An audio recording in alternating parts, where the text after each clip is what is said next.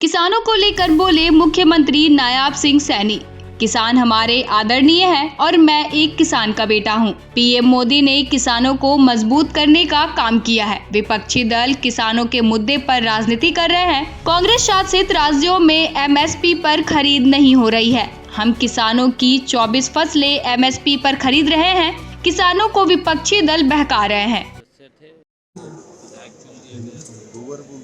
देश के यशस्वी प्रधानमंत्री आदरणीय नरेंद्र मोदी जी, भारतीय जनता पार्टी के राष्ट्रीय अध्यक्ष प्रकाश नड्डा जी और हमारे भारत के गृह मंत्री आदरणीय अमित शाह जी, तमाम उच्च लीडरशिप आदरणीय मनोहर लाल जी, उनका हम दिल से धन्यवाद करते हैं कि उन्होंने हमें हमारी पार्टी की बहुत ही सीनियर और बहुत ही पुरानी, जिन्होंने नीचे ग्रास रूट लेवल से भारतीय जनता पार्टी को लंबे समय से मजबूत करने का काम किया है। और पूर्व में महिला आयोग की माननीय चेयरपर्सन रही हैं रेखा शर्मा जी को राज्यसभा के लिए आज नॉमिनेशन फाइल किया है। मैं इनको बहुत बहुत बधाई भी देता हूं। केंद्रीय नेतृत्व का मैं दिल से आभार प्रकट करता हूं कि एक ग्रॉस रूट लेवल के कार्यकर्ता को आज राज्यसभा के अंदर भेजा है। मैं इसके लिए केंद्रीय नेतृत्व का बहुत बहुत धन्यवाद करता हूं और रेखा शर्मा जी को मैं बहुत बहुत बधाई देता हूं। और ये हरियाणा का पक्ष राज्यसभा के अंदर रखेंगी मजबूती से, हरियाणा को बड़ा उसका लाभ मिलेगा। इनको बधाई देता हूं और केंद्रीय नेतृत्व का मैं दिल से आभार और धन्यवाद करता हूं। विपक्ष की तरफ से कोई उम्मीदवार नहीं उतारा गया, कैसे देखते? नहीं, देखिए, वो विपक्ष की अपनी स्ट्रेटजी होती है और अपनी स्ट्रेटजी के अनुसार ही वो निर्णय लेते हैं। और क्योंकि ये सीट मैंने जैसा बताया भी है कि हमारे राज्यसभा के सांसद थे कृष्ण लाल पंवार जी, वो विधायक चुने गए और विधायक चुने गए तो उनके स्थान पर रेखा शर्मा जी को यहाँ पर भेजा है। मैं इनको बधाई भी देता हूँ, शुभकामनाएं देता हूँ। उनकी अपनी स्ट्रेटजी है कांग्रेस की। बीजेपी महिला सशक्तिकरण की बात करती है, पहले किरण चौधरी जी को भेजा, अब रेखा शर्मा जी को भेज रहे हैं, क्या कहना है? नहीं, देखिए, आदरणीय प्रधानमंत्री जी लगातार महिलाओं को सशक्त करने के लिए निरंतर प्रयासरत। उनकी जो योजनाएं, जो उनकी नीतियाँ हैं और जो उनकी नीति है वो महिलाओं को सशक्त और मजबूत करने की है। कल आदरणीय प्रधानमंत्री जी हमारे हरियाणा के अंदर पानीपत की उस भूमि के ऊपर आए थे, जिस भूमि के ऊपर वो जनवरी 2022 में उन्होंने वहाँ से बेटी बचाओ बेटी पढ़ाओ के लिए आगाज किया था। और कल बहुत बड़ी योजना LIC की बीमा सखी योजना, उसका शुभारंभ आदरणीय प्रधानमंत्री जी ने किया है। क्योंकि जब बेटी बचाओ बेटी पढ़ाओ का आगाज किया था, उससे भी देश के अंदर लाखों बेटियों को जीवन दान मिला है। और जो ये योजना कल शुरू की है बीमा सखी योजना, उसका बड़ा लाभ हमारी महिलाएं सशक्त और मजबूत होंगी, उनका रोजगार का साधन खड़ा होगा, आत्मनिर्भर बनेंगी। आदरणीय प्रधानमंत्री जी ने कल हरियाणा की भूमि से इस योजना को लॉन्च किया है। मैं इसके लिए भी आदरणीय प्रधानमंत्री जी का धन्यवाद करता हूँ। आदरणीय प्रधानमंत्री जी महिलाओं को सशक्त और मजबूत करने के लिए निरंतर वो काम करते रहते हैं और उसका परिणाम है कि देश की महिलाएं आदरणीय मोदी जी, आदरणीय भारतीय जनता पार्टी के साथ वो श्रद्धा से उनको आगे बढ़ाने का काम करती हैं।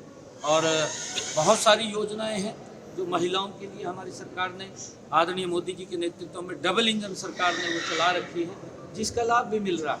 चाहे सेल्फ हेल्प ग्रुप की हमारी बहनें हैं और चाहे ड्रोन दीदी है और चाहे हमारी महिला उद्यमी है, विभिन्न योजनाओं के माध्यम से महिलाओं को सशक्त करना ये हमारी सरकार निरंतर कर रही है। ये पहली बार है। मैं धन्यवाद करना चाहूँगा आदरणीय प्रधानमंत्री नरेंद्र मोदी जी का कि उन्होंने लोकसभा और विधानसभा के अंदर भी 33% का आरक्षण नारी शक्ति वंदन बिल, वो भी पास नरेंद्र मोदी जी भारतीय जनता पार्टी ने किया है, जिसका लाभ हमारी बहनों को आदरणीय प्रधानमंत्री जी की जो सोच है कि महिलाएं भी इस देश के विकास के अंदर उनकी भी महत्वपूर्ण भूमिका हो, उसको लेकर के उसको पास किया, उसका लाभ आने वाले समय के अंदर सर, पंजाब के किसानों का रुख खड़ा हुआ है सर। एयरपोर्ट के मामले के लेकर हरियाणा और यूएसए के बीच में क्या एमओयू है और कब तक ये हिसार एयरपोर्ट है, जेवर एयरपोर्ट है, अम्बाला है, कब तक चालू है? जल्दी ही, क्योंकि लगभग वो फाइनल टच में है, उसकी कुछ 1-2 एनओसी वो रह गई है, वो जल्दी ही शीघ्र ही आ जाएगी, क्योंकि एक इंस्ट्रूमेंट की आवश्यकता थी। वो इंस्ट्रूमेंट भी हमारा पहुंचने वाला है, वो भी हमें मिल गया है और जल्दी ही हिसार एयरपोर्ट वो वर्किंग में आ जाएगा। आदरणीय प्रधानमंत्री जी का जो ही हमें समय मिलेगा उसके बाद उसको हम चालू करेंगे। और इसका बड़ा लाभ जो महाराजा अग्रसेन एयरपोर्ट हवाई अड्डा जो हिसार के अंदर बन रहा है, उसका लाभ पूरे हमारे इधर पंजाब के लोगों को भी मिलेगा, राजस्थान के लोगों को भी मिलेगा, हमारे हरियाणा के लोगों को तो मिलेगा ही। क्योंकि हिसार के अंदर जब एक हवाई अड्डा आएगा तो वहाँ पर चाहे इंडस्ट्रियल हब की बात हो, चाहे अन्य विकास के कार्य जो वहाँ पर लोगों को रोजगार की बात हो, उस सारे सिस्टम वो वहाँ खड़ा होगा और उसका लाभ वहाँ के लोगों को मिलेगा। और जल्दी ही, क्योंकि हिसार जो महाराजा अग्रसेन हवाई अड्डा हिसार के अंदर है, उसकी सारी फॉर्मेलिटीज हमने पूरी कर ली है, लगभग फाइनल दिशा के अंदर है और जल्दी ही उसका सर, पंजाब के किसानों से कोई अपील करना चाहेंगे, क्योंकि अभी भी वो जाना चाहते हैं, क्योंकि और उनका कहना है कि हरियाणा सरकार हमारे साथ बर्ताव अच्छा नहीं कर रही है, हमें दिल्ली जाना। नहीं, ऐसा नहीं है, ऐसा नहीं है। किसान हमारे आदरणीय हैं और हम किसानों, मैं किसान का खुद बेटा हूँ और मैं एक छोटे किसान का बेटा हूँ, गरीब किसान का बेटा हूँ। मुझे मालूम है कि किसान की क्या क्या समस्याएं हैं, क्या क्या दिक्कतें हैं। मैं धन्यवाद देना चाहूँगा देश के यशस्वी प्रधानमंत्री आदरणीय नरेंद्र मोदी जी को, जिन्होंने पिछले 10 वर्षों में किसान की मजबूती के लिए अगाध काम किए। मजबूती से किसान को सशक्त करने का काम अगर 10 वर्षों के अंदर हुआ है तो नरेंद्र मोदी जी के कालखंड के अंदर हुआ है। क्योंकि अन्य विपक्षी दल, चाहे कांग्रेस है, चाहे कोई अन्य दल है, अभी भी वो लोग इस किसान के नाम के ऊपर इसके अंदर राजनीति ढूंढ रहे हैं। ये दुर्भाग्यपूर्ण है, राजनीति नहीं होनी चाहिए। हमने कहा भी है, कांग्रेस को भी हम बोलते हैं, हमने हरियाणा के अंदर किसान की 100% फसल एमएसपी पर खरीदने का काम किया है। लगातार नरेंद्र मोदी जी देश के किसानों को एमएसपी लगातार बढ़ा करके देने का काम कर रहे हैं हर वर्ष। कांग्रेस ने पिछले दिनों में इस प्रकार का दुष्प्रचार किया कि एमएसपी बंद हो जाएगा। एमएसपी बंद नहीं हो रहा है, कांग्रेस की दुकानदारी बंद हो रही है। और जब कांग्रेस की दुकानदारी बंद हो रही है तो फिर कुछ ना कुछ पीड़ा होती है, और पीड़ा होती है तो इस प्रकार का दुष्प्रचार होता है। मैं कांग्रेस के नेताओं को कहना चाहूँगा, अगर आपको किसान की इतनी चिंता है, राहुल बाबा को भी कहना चाहूँगा, आप हिमाचल प्रदेश में कांग्रेस की सरकार है, हम हरियाणा में 100% एमएसपी पर किसान की फसल खरीद रहे हैं।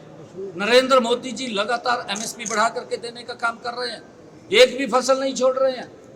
राहुल बाबा, आप भी हिमाचल के अपनी सरकार के अंदर कहिए कि वहाँ के किसानों को 100% उसकी फसल को एमएसपी पर खरीदे। कर्नाटक के अंदर कहे, कर्नाटक में कांग्रेस की सरकार है, क्यों नहीं बोल रहे हैं? अपनी किसान सरकार की तरफ ताला लग जाता है, वहां पर जाकर के बोलना चाहिए। अपनी सरकार है, राहुल बाबा को कहना चाहिए, राजनीति नहीं करनी चाहिए कि वहां के कर्नाटक के किसान की फसल को 100% एमएसपी पर खरीदे। तेलंगाना के किसान को, वहां की सरकार को बोलना चाहिए, राहुल बाबा को।